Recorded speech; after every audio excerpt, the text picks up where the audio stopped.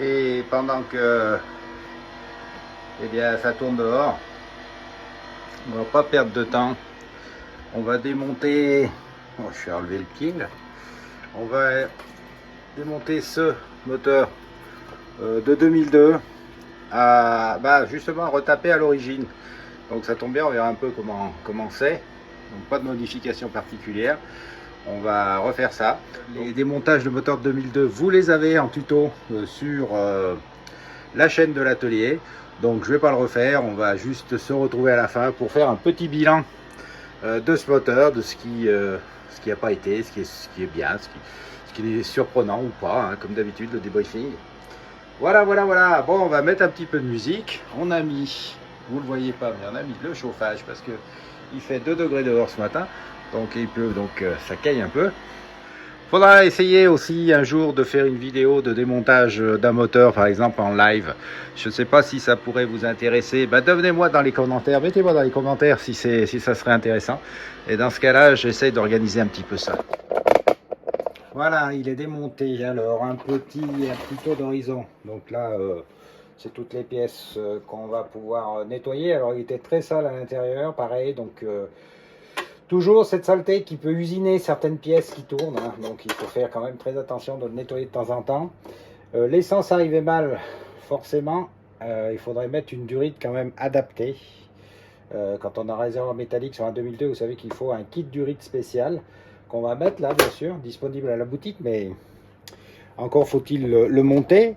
Et puis on a ici, allez, je descends un petit peu, voilà. Alors le cylindre qui est aussi réutilisable, il faut le remettre d'origine ce moteur, donc pas de problème. Par contre, le joint était un joint de merdouille, et vous voyez qu'il avait claqué, ça fuyait de partout, donc mettez des joints de bonne qualité. La pompe, pas de souci, c'est une pompe neuve, mais quand vous mettez une pompe neuve, mettez aussi les vis qui vont bien sur la pompe. Parce que vous voyez que là, d'abord, c'est des vis qui sont fraisées, alors que la pompe, eh bien, normalement, ne l'est pas. Donc, ça plaque mal. Et puis, de plus, je vous le montre aussi, ces vis sont pas du tout, vous voyez, assez longs pour que ça prenne dans le carter et que ça marche correctement. Donc, ça, à proscrire. Quand vous refaites un allumage, refaites-le bien. Donc déjà, vous voyez, là, il ne faut pas que ce plot bouge comme il le fait ici, parce qu'il va y avoir des masses qui vont se faire de ce côté-là. Et donc, pas d'allumage. Et puis, quand vous voulez copier les condensateurs de l'atelier de la vigne, faites-le au moins correctement. Parce que là, ce condensateur, il est à la masse de partout. Donc, ça ne sert absolument à rien. Voilà. Juste un dernier souci, c'est assez fréquent sur ce type de moteur. Vous voyez, c'est le maneton de bielle qui est resté sur l'axe de la bielle.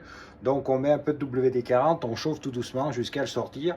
Tout simplement pour voir s'il n'a pas usiné eh bien l'axe et qu'il n'y ait pas trop de jeu par la suite quand on va remonter le moteur. Voilà, bon, simplement ça, c'est par acquis de conscience. Autrement, qu'est-ce qu'il reste à faire? Eh bien, c'est de décrasser très sérieusement ce moteur. Et puis, bien sûr, de le remonter une fois qu'il sera nettoyé, microbillé, enfin, prêt à remonter comme on le fait. Vous le savez, je vous redresse un peu à l'atelier de la vigne. Et c'est parti pour cette deuxième phase, la phase la plus crado. Alors, il y a une chose que j'insiste peut-être pas assez sur les vidéos, c'est la préparation des moteurs, des éléments du moteur avant le remontage. Alors, c'est la partie la plus ingrate du travail parce que c'est dégueulasse. Bien souvent, les moteurs ont 60 ans de crasse, 50 ans de crasse et il faut nettoyer tout ça. Mais c'est très important de le faire pour plusieurs raisons. Alors, la première, c'est qu'on ne remonte jamais un moteur sale, hein, ça c'est une base. Parce que toutes les cochonneries qui peuvent rester sur le moteur peuvent retomber dedans et donc occasionner des dégâts. Donc, toujours nettoyer un moteur à minima quand on le remonte. Un moteur, ça se démonte pas, ça se remonte pas comme ça sur le coin d'une table. Il faut vraiment prendre le soin de nettoyer les pièces pour la longévité du moteur et son remontage, et puis aussi pour contrôler les pièces les unes après les autres, parce que eh bien ces moteurs de Solex ou autres cyclos, eh bien ça devient, ils sont vieux, donc ils ont beaucoup roulé, donc il y a des pièces qui sont usées. Et il faut à un moment bien les changer parce que même si on dit que ce sont des moteurs increvables, eh bien il y a des mesures, il y a des pièces qui sont hors limite et qu'il faut changer avant bien sûr qu'elles cassent ou que cela ne fonctionne pas ou mal. Alors je prends un exemple par exemple, oui, ben oui, je prends un exemple par exemple. Sur ce moteur, eh bien, quand on a démonté la bielle, elle apparaissait correcte. Et puis en la nettoyant et en la contrôlant, eh bien, il est apparu que eh bien, cette bielle est tordue. Elle est légèrement tordue dans ce sens-là. Et donc si on la remonte telle qu'elle, eh bien sûr, le moteur n'aura pas le résultat escompté. Donc ça, c'est des points qu'il faut voir et qu'on ne peut voir que si on contrôle chaque pièce minutieusement et si chaque pièce est bien nettoyée. De la même façon, par exemple, la platine d'érupteur, ben, on la nettoie très, très correctement, on la dégraisse, on fait tout ce qu'on peut pour qu'elle soit le mieux possible. On regarde qu'il n'y a aucun élément qui branle, on regraisse avec de la vaseline le petit feutre, on nettoie bien les points de contact, on fait en sorte que les points de contact soient parfaitement alignés, sinon eh bien, ça va l'allumage va mal se faire. Et on regarde aussi que tout fonctionne bien, qu'il y ait un bon retour, qu'il n'y ait pas de pièces cassées, comme par exemple ce clinquant, etc. etc. Ça, par exemple, c'est un autre élément important.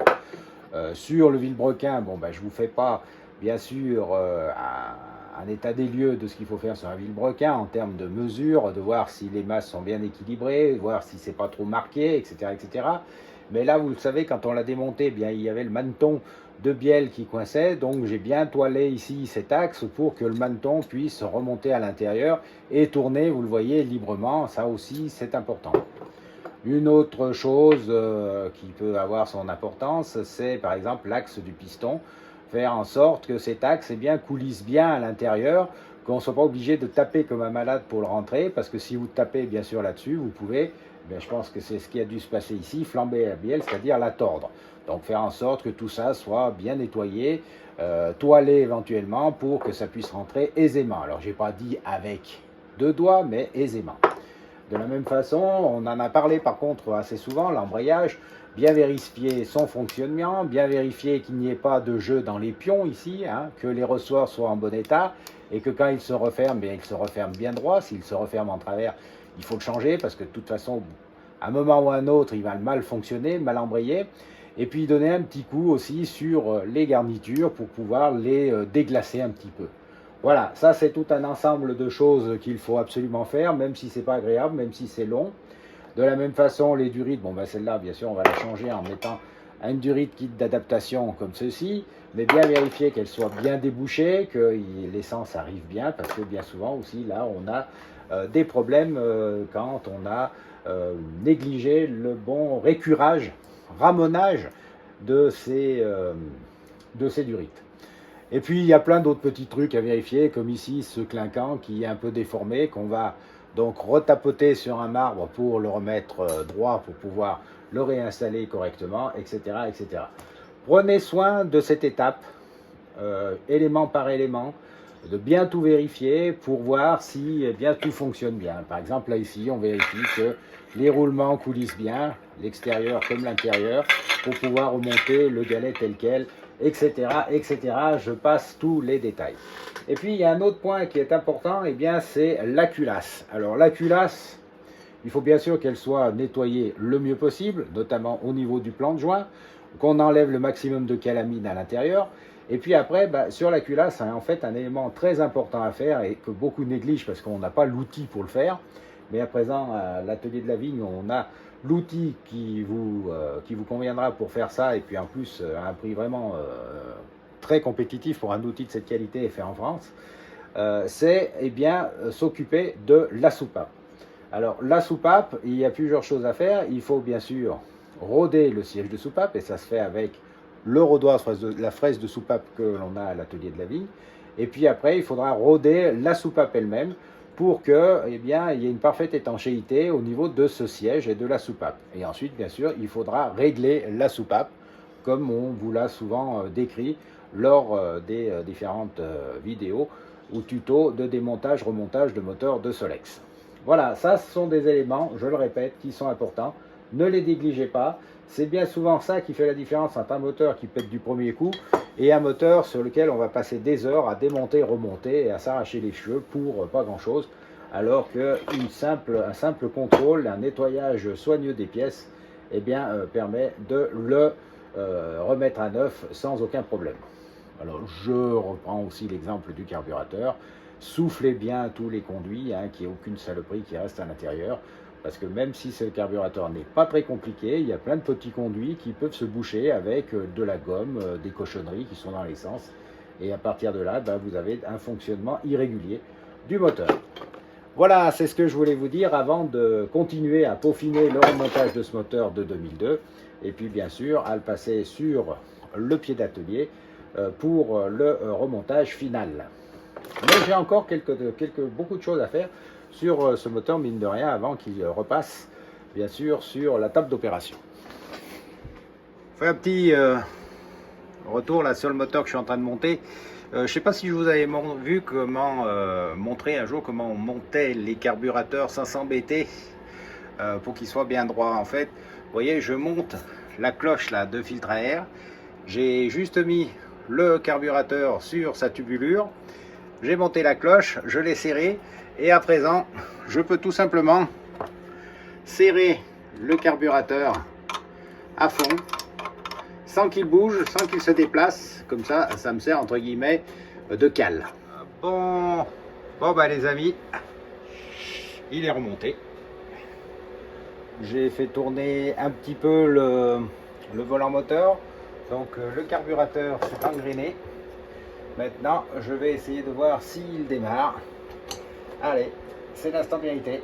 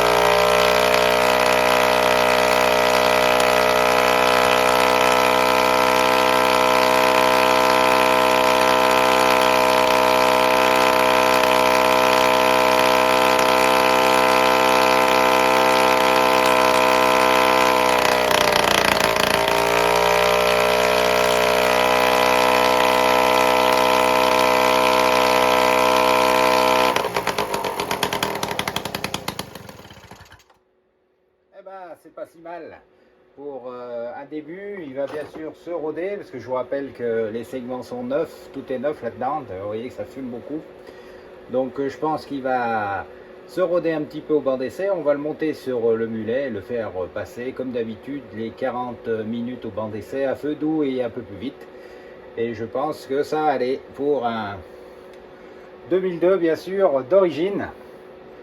Ça devrait marcher pas trop mal. Voilà, greffé. Allez, il n'y a plus qu'à aller l'essayer en cette froide. Froide. Regardez, fait moins 4, moins 5. Hein. Matinée d'automne, parce qu'on n'est pas encore en hiver. Mais bon, ça caille. Allez, on va le faire tourner, comme vous le savez, une vingtaine de minutes à feu doux, et puis une vingtaine de minutes aux 3/4 de régime, pour voir s'il n'y a pas de problème particulier. Comme c'est un moteur origine, en plus ça va permettre au segment de se roder. C'est vrai que sur les segments fonte, enfin sur les cylindres fonte, le rodage a beaucoup plus d'importance que sur les alus. J'ai souvent remarqué qu'au bout d'un plein, un plein et demi, le moteur se libère vraiment sur ce genre de cylindre. Alors que sur le cylindre alu, bah, il s'améliore, mais on sent moins de différence. Ça part bien tout de suite, ou ça part pas bien d'ailleurs. Mais en tout cas, dès le départ, on connaît à peu près les performances de l'engin. Là, c'est vrai que sur la fonte, il y a souvent des améliorations en cours de route. Je vais lui mettre un petit peu d'essence, et puis je vais installer le banc d'essai dehors. Et avant, je vais me couvrir un peu d'eau.